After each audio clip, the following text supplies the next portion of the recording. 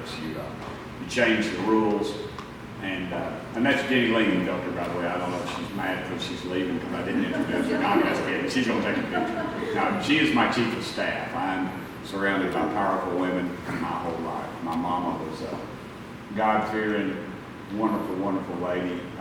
Lost her brother fighting the Nazis in the Second World War. She was the youngest of 7, didn't have electricity until she was a senior in high school, and she flew an airplane during the Second World War. Yesterday was National Avionics Day. It's National something day every day, but I posted a picture of my mama in her plane during the Second World War, and somebody sent it, some guy in Murfreesboro sent it back to me colorized, and it was really cool. I didn't, it showed a lot of details that I hadn't seen before in the plane and mama, and it was just really sweet. Her and daddy are both in heaven. I talk about them all the time. I'm sure it drives my staff crazy, but I was very fortunate. You know, daddy was an old World War II Marine, fought in the Pacific, and mama was just a tough old country girl. And they raised me, and I had a great life, so I'm very fortunate. I go out every night and I look at that dome on the Capitol, and I always think about them every night. I sleep in my office. It's very expensive to live in D.C. It's crazy expensive, and it's very dangerous too. Don't let anybody kid you.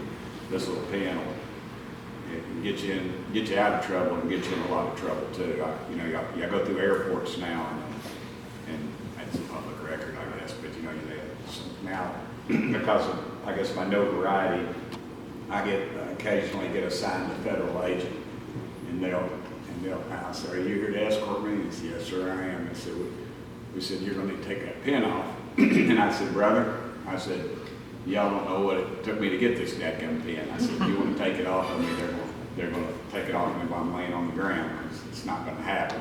And they laughed. They said, we were told you'd say that, so we're okay." And they said, "We had to tell you that." And I said, "All right," because I was walking across the street the other day, and a lady yelled at me.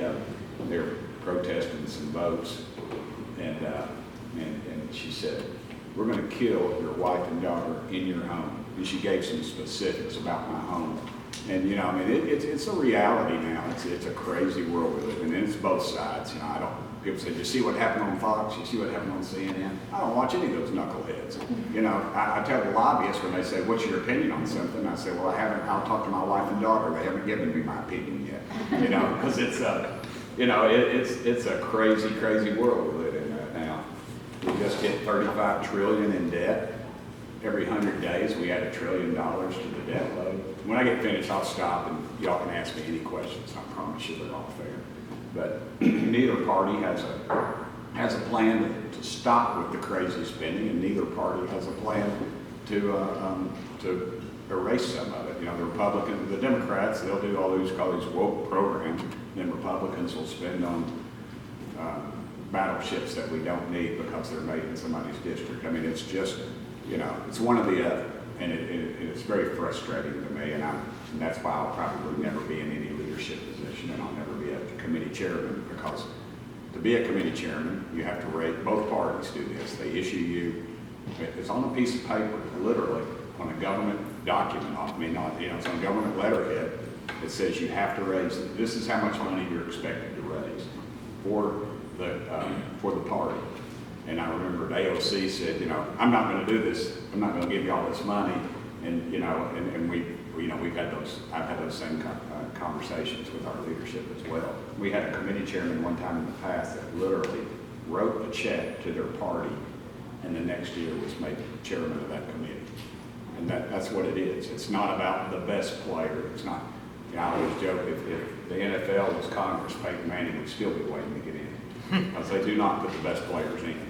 You look on TV and you see some decrepit old man or decrepit older lady that can't figure out how to turn on the light switch, and they're chairing a committee of huge importance. It's not because of them, it's because of their support staff that props them up, that has those connections with that group of lobbyists on K Street.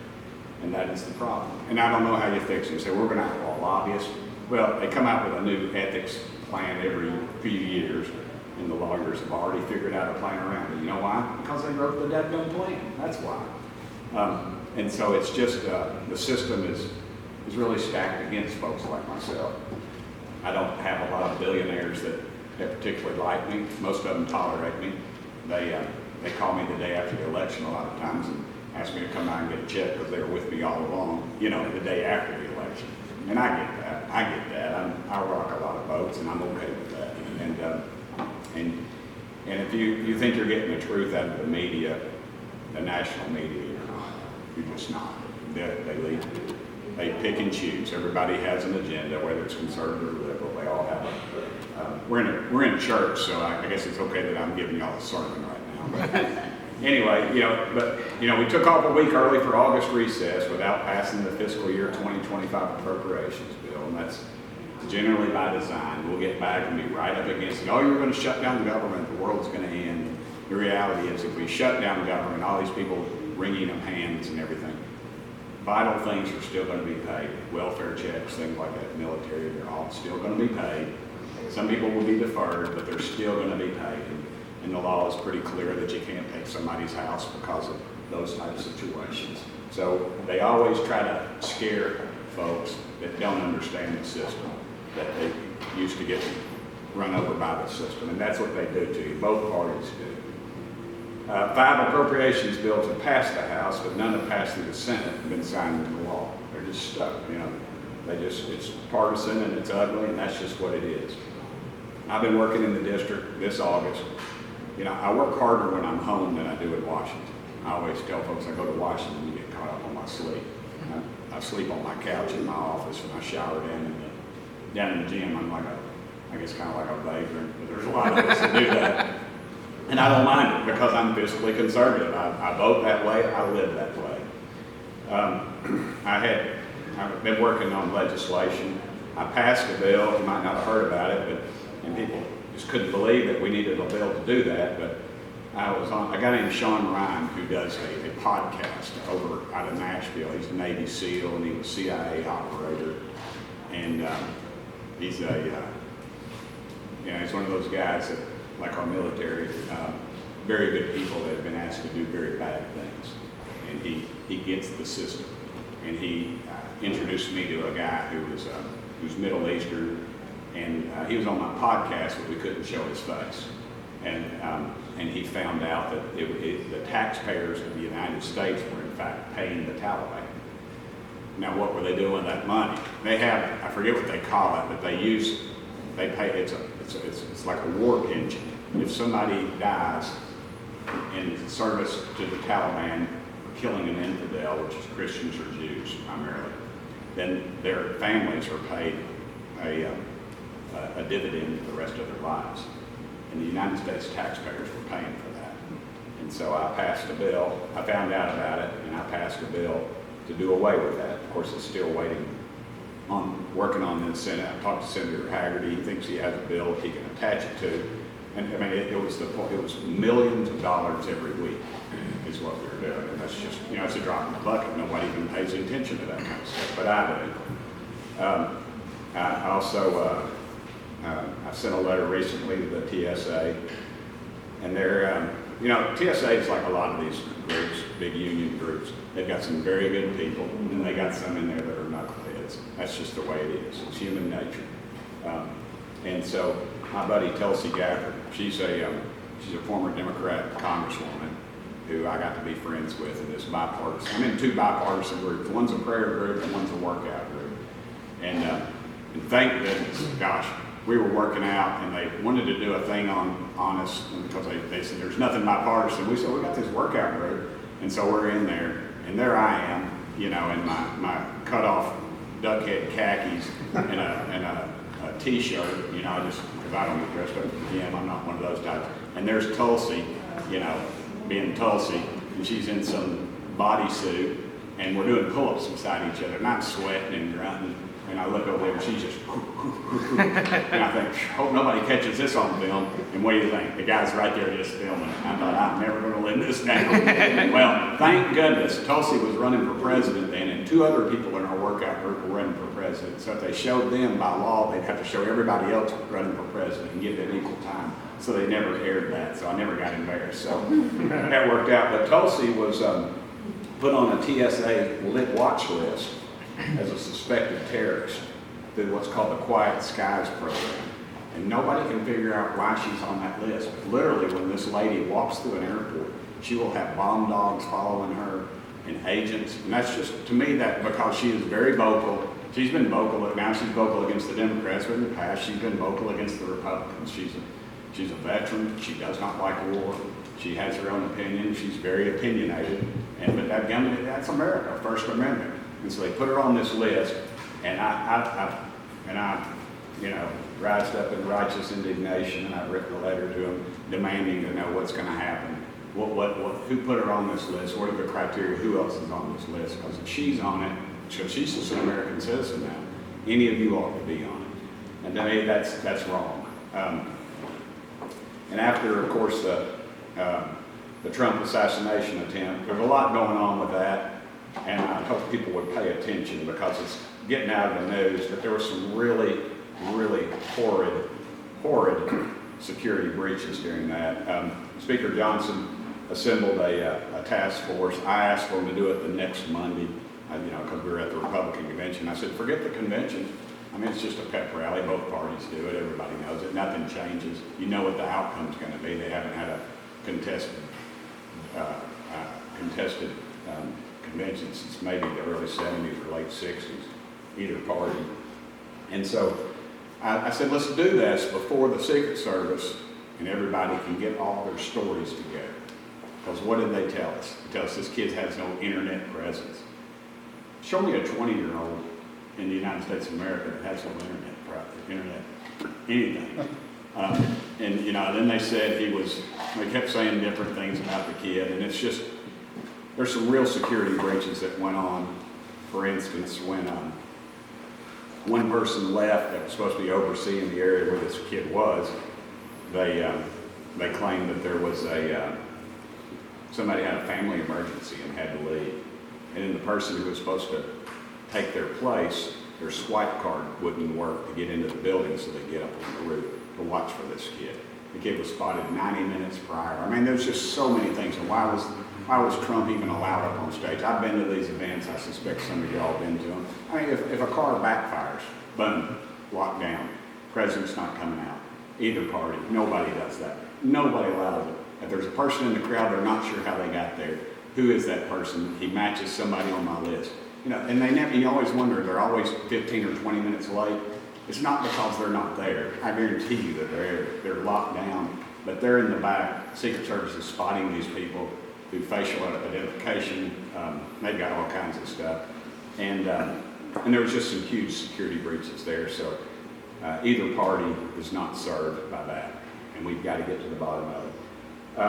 I felt like I left off some key people off that committee. My buddy Eli Crane, and Corey Mills. Corey was a special operator, allegedly. I don't know all the details of his service, but I do know Eli Crane's a Navy SEAL, and he's a sniper.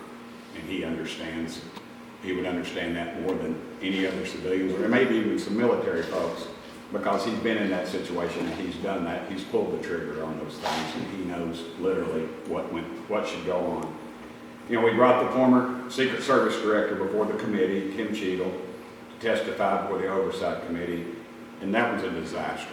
I mean, that she could not answer the questions. She refused to answer some questions. She didn't know the answers to others. She was not prepared, and of course, the next day she resigned with no answers answered. And she's lawyered up, obviously. So that's where we are as a country, and we just got to keep working. People ask me what we should do for our country, and I don't care what party you're in. You should pray, and you should vote. Educate yourself. Mayor, have I missed anything? We got everything? Got it all, bro. All right, good. I'll stop there, and I will answer some questions, and I'll be glad to, if it's something bad, I'll yield to Jenny Ling and tell her if it's something good, I'll try to answer it. Anything? Yes, sir. When do you think the Democratic nominee is going to give us any notion of economic priorities, economic priority policy, other than, tossing out a few good ideas of Yes, sir. things to do? I think that's where we're at as a country. I think we're all victims of that. Nobody wants to get into any substance of any issue. And they just hit the high points, and then we're just like Pavlov's dog. They ring the bell, we all come running. Case in point, people don't want to dig into stuff like this, but I've had a bill up. I've had it up under Democrats, and I've had it up under Republicans, so my disgust is equal. Y'all ever done that Ancestry.com? You know, you send them a swab, they swab the inside of your cheek, and they check your DNA, and you find out you're related to some African king or something, I don't know. You find your history. I'm afraid the Burchetts go back about 20 generations, and it probably would be within a couple hundred miles of this area, you know? But the truth is, we were told, and now I can talk about it because it was obviously somebody who was told, like I was, in what they call the skiff, is now a Wall Street Journal article. But the Chinese are buying those up, the genome. And the genome is a genetic tracer. It just tells your genetic history. So what they're doing is developing, you know, you could say COVID was probably done something along that line. I'm not saying that because I don't know enough about it. But say they wanted to develop a disease that infected women of childbearing ages in America and just wanted to stop it, just like that. And that's the kind of thing they're developing, and we are selling them that genome.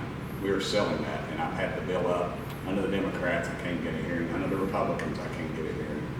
Because some lobbyist is greasing some politicians. That's all it is. And it's all legal, but it's wrong. It's wrong as it can be. We are selling our national sovereignty, and both parties' sovereignty. Did I say that right? Sovereignty? Yeah, close. Anyway, we're selling it, and you know, just like Jesus was betrayed for a few pieces of silver, you know, we're getting the wood put to us because of that. And those are the kind of things that frustrate me beyond belief. And those are the kind of things the national media should be focusing on, but they're not. And the economic policy is huge. It is the biggest thing going right now. It will crush us. And you know, the conservatives on one side are saying this is all been done by, you know, on purpose and to wreck us and to recreate it. And I used to think that's crazy, but now, after being there, just seeing the gross abuse of the economic policies that we've had and just embracing price controls, that's never worked. That has never worked. That is communism to a T. And outside of Christianity, capitalism has taken more people out of despair in this world than anything else. Is there something to be said for somebody out there hustling, making a profit, buying a little piece of land, putting a house on it, and living the dream? But the way we're going now, that dream is going to be crushed. Well, tangential to something else you said, Into we've my got life.